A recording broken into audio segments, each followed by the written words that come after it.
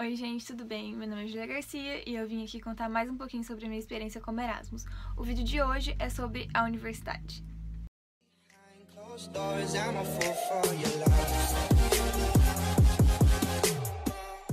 Então, a Universidade do Porto é referência em psicologia e foi uma das coisas que mais me chamou a atenção e que pesou muito pra minha decisão de vir, porque eu faço psicologia no Brasil.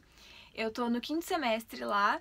E aqui eu não tenho nenhuma turma fechada, eu faço matérias em várias turmas diferentes, então eu não acompanho certinho uma turma, né?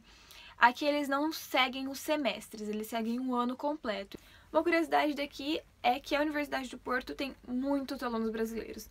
Então, muitos brasileiros vêm fazer toda a graduação aqui porque eles aceitam a nota do Enem e porque a propina, que é a mensalidade, é um valor muito legal em relação a muitas universidades do Brasil.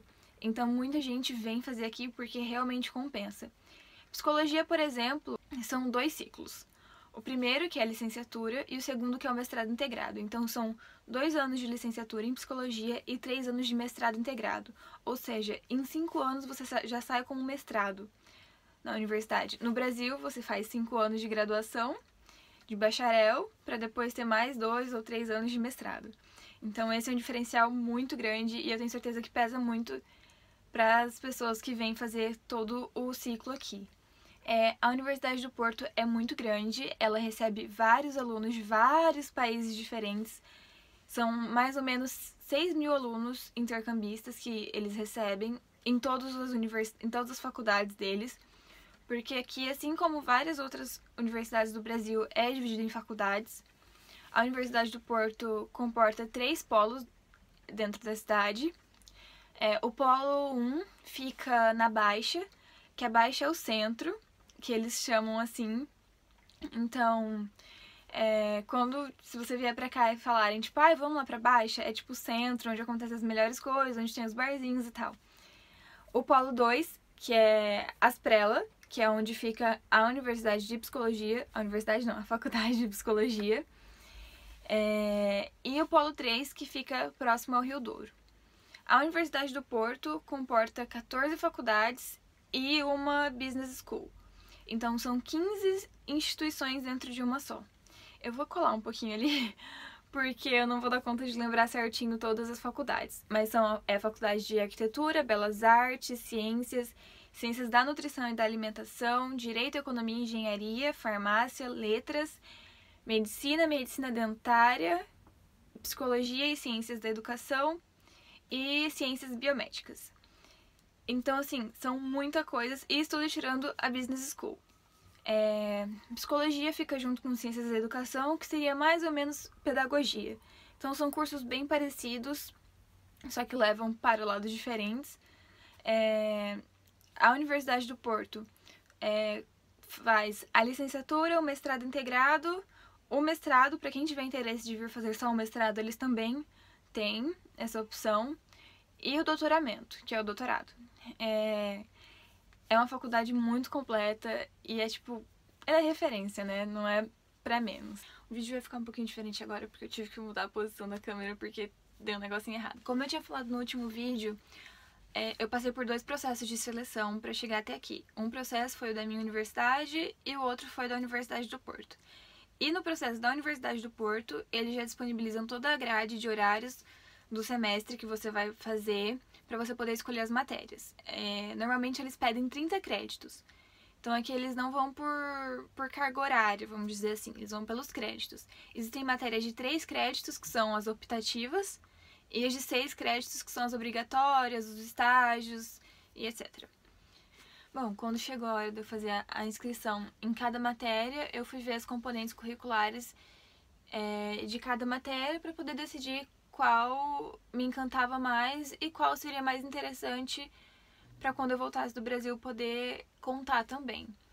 E eu me deparei com uma gama muito grande de matérias e são matérias de cunho muito prático. Então, foi uma coisa muito diferente que me encantou muito e por mim eu faria várias matérias em um semestre só que isso não é possível. Mas enfim, aqui existem matérias apenas teóricas, Aí também temos as matérias teórico-práticas, as práticas laboratoriais e também existem matérias que englobam tudo isso. Então existem matérias que têm o horário teórico prático e também o horário prático laboratorial. Eu vou tentar colocar o meu horário em algum lugar aqui na tela para vocês poderem entender melhor. Mas assim, normalmente as aulas começam às 9 ou 9h30 e terminam às 13 horas, ou seja, 1h da tarde.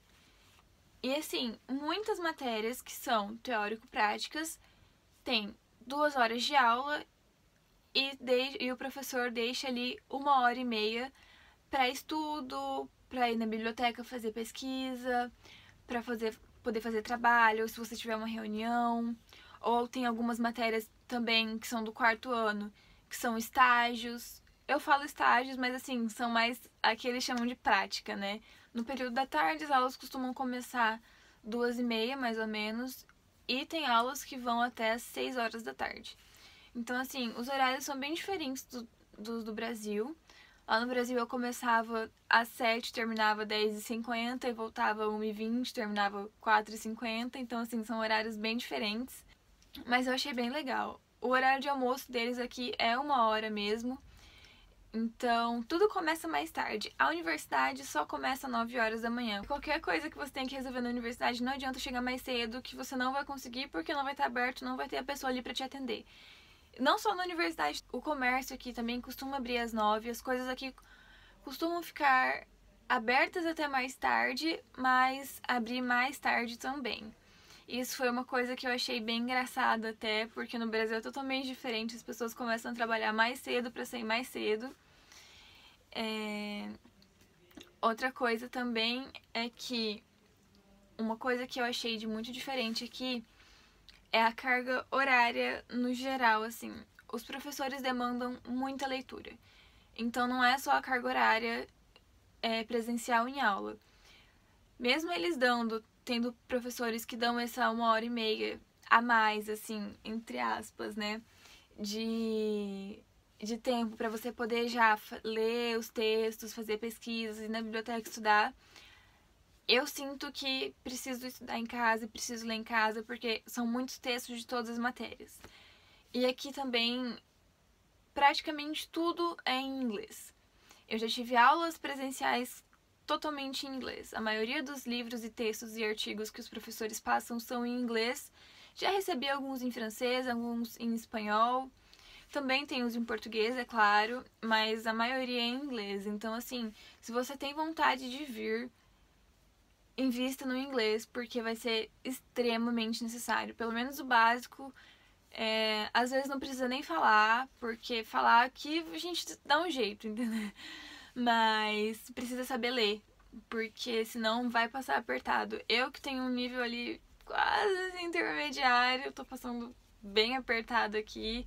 Quando eu voltar pro Brasil, com certeza eu vou voltar pro inglês, porque é algo necessário, né, gente? Infelizmente ou felizmente, o inglês é a língua universal e a gente precisa saber para poder se virar pelo mundo, né? Então, se você tem vontade de viajar e fazer suas coisas, aprenda inglês. É o mínimo que a gente pode fazer.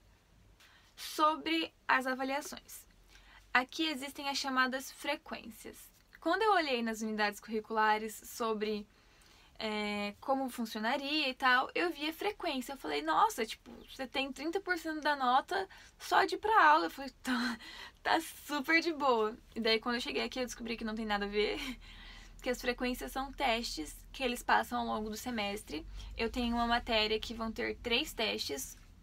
Tive um agora em março, aí vou ter um em abril e um em maio.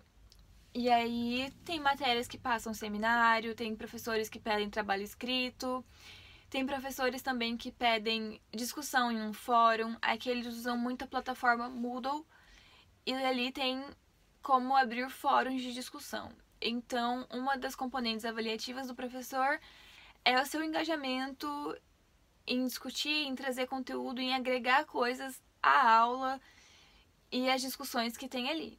Então, também exige leitura, exige pesquisa e exige dedicação realmente. Além de todas essas avaliações, existe o período dos exames. Os exames aqui são as provas normais, que é o período no começo de junho, normalmente, é para esse semestre que eu tô, né, pro semestre da primavera. E depois existe também a fase de recurso. Os recursos são os nossos exames no Brasil. Então é aquela matéria que você não conseguiu atingir a média e você pode fazer o recurso para poder melhorar a sua nota. E normalmente eles acontecem no início de julho. Então tem um mês aí entre os exames até o recurso para você poder decidir se vai fazer ou não. Às vezes você conseguir fazer um trabalho professor ou algo assim. Nesse momento do corona, todo mundo está tentando se adaptar a algo novo. Então eu não sei dizer se realmente vai ser assim, como me foi explicado.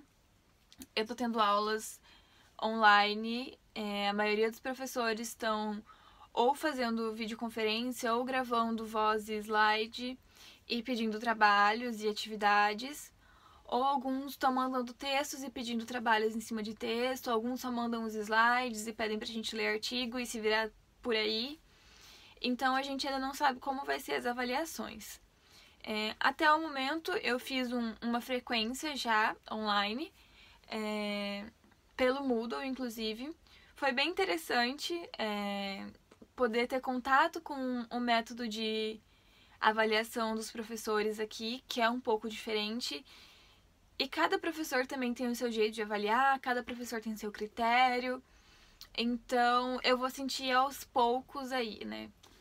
Bom, aqui em Portugal, o governo prolongou o estado de emergência até o dia 17 de abril por conta do Covid, né? E por conta da explosão de casos que teve. Então a faculdade não vai voltar até ali, mas depois eles vão se reunir para poder tomar uma decisão. Então, por enquanto, a gente continua tudo online e por enquanto, até segundo aviso, as provas, os exames, no caso, também vão ser online. Por enquanto, eu também continuo em Portugal, não volto para o Brasil, até pelo fato do risco que ocorreria de voltar para o Brasil numa situação dessa. Todo mundo sabe que entrar no avião num momento desse é se expor ao vírus. Então, eu junto com a minha família tomei a decisão de ficar aqui e estudando e tentando manter as coisas dessa forma. Não sei como vai ser depois, como as coisas vão se regularizar. Aqui já fechamos um mês de quarentena, então não sabemos o que esperar, né? A universidade está bem disposta a ajudar todos os alunos, principalmente os alunos de mobilidade. Eles estão a todo tempo perguntando se está tudo bem, perguntando se a gente tem alguma dúvida. Várias pessoas que eu conheço tomaram a decisão de voltar para o Brasil para passar por toda essa situação com a família. E a faculdade apoiou totalmente. Algumas voltaram um pouco antes, então já voltaram para sua faculdade de origem e cortaram a relação com a Universidade do Porto. Outras estão voltando agora e vão continuar a ter as aulas online e vão fazer as avaliações online também. Independente se voltar a ter presencial ou não, elas vão ter direito a fazer as avaliações online da mesma forma. Então eu achei isso muito legal da parte da universidade, porque eles foram muito atenciosos com a gente, porque eles sabem que isso é uma situação atípica, né, para todo mundo e que mexe muito com a cabeça de qualquer pessoa, principalmente quando a gente tá longe da família, né? Enfim, gente, esse foi o vídeo. Eu tô com a camiseta aqui, vou mostrar pra vocês. Ela tá dobrada porque quando eu cheguei já tava tudo esgotado. Vai estar espelhado, então não vai dar pra ler nada. Mas enfim, eles me receberam super bem aqui. Quando eu cheguei, teve a reunião de registro que foi na reitoria. Que a reitoria, assim, é um lugar maravilhoso. É tipo um palácio. E eles me receberam super bem. E qualquer dúvida que vocês tiverem, coloca nos comentários que eu vou tentar responder todo mundo. Ou também pode mandar no meu Instagram, que eu posso fazer um novo vídeo sobre isso, tirando dúvidas de vocês. Se inscreve no canal, porque vai me ajudar muito e vai me deixar também muito feliz. Curte e comenta se vocês estão gostando do conteúdo que eu tô trazendo. Se vocês têm alguma curiosidade também, se vocês querem saber de mais alguma coisa da minha rotina aqui, como tá sendo passar por toda essa quarentena e toda essa situação do coronavírus longe da minha família e em um lugar totalmente diferente, eu vou ficar muito feliz em ter esse feedback de vocês. E é isso, gente. Beijos. Até a próxima.